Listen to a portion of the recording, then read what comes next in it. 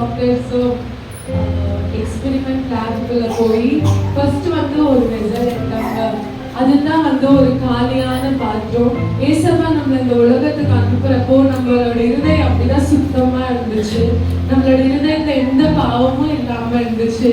ஆனா போக போக சாத்தானானவன் நம்மள திசை திருப்பும்படியாக போன் என்ற ஒரு அடிக்ஷன், கோபம், அதுக்கப்புறமா நம்ம பண ஆசை நம்மளுக்குள்ள ஜாஸ்தி வர்றதுனால நம்ம எல்லாமே மறந்து போய் ஏசப்பா கிட்ட இருந்து நம்ம விலகி இருக்கிறோம் இல்லைங்களா? ஆனா ஏசப்பா இதெல்லாமே பார்த்து கொண்டு நம்ம நரகத்துக்கு போயிடக்கூடாது. ஏன்னா இந்த பாவெல்லாம் நம்மளுக்குள்ள வந்துச்சுன்னா நம்மளால பைபிள் படிக்க முடியாது, நம்மளால சரியாவே ஏசப்பாவோட தொடர்புக்குள்ள இருக்கவே முடியாது.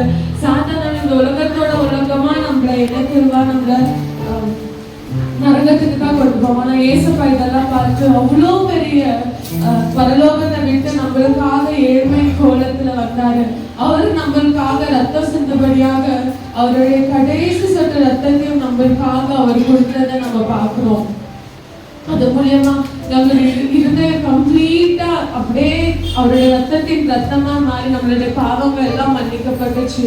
ஆனாலும் திருப்பி நம்ம வந்து இந்த உலகத்துக்கு போனோமே அப்படின்னு சொல்லிதான் ஏசப்பா இந்த பைபிள் நம்மள்கிட்ட கொடுத்துருக்காரு. நம்ம என்ன பண்றோம்னா அதை படிக்காம அப்படியே இருக்கிறோம். அந்த பைபிள் நம்ம படிக்க படிக்க படிக்க இன்னுமே ஒரு பியூரிஃபை ஆகி நம்ம வந்து நம்ம இருதயம் அப்படியே கோல்டு கலரா ஆகுது நம்ம பாக்குறோம். இப்படிதான் நம்ம லைஃப் இருக்கணும் அப்படின்னா அன்னதாக இயேசு கிறிஸ்து நம்ம வாழ்க்கையில வேணும். எப்பயுமே நம்ம பைபிளை படிச்சு கொண்டே இருக்கணும் அப்படின்னு நம்ம இந்த ஒரு சின்ன எக்ஸ்பெரிமெண்ட் வந்து நம்ம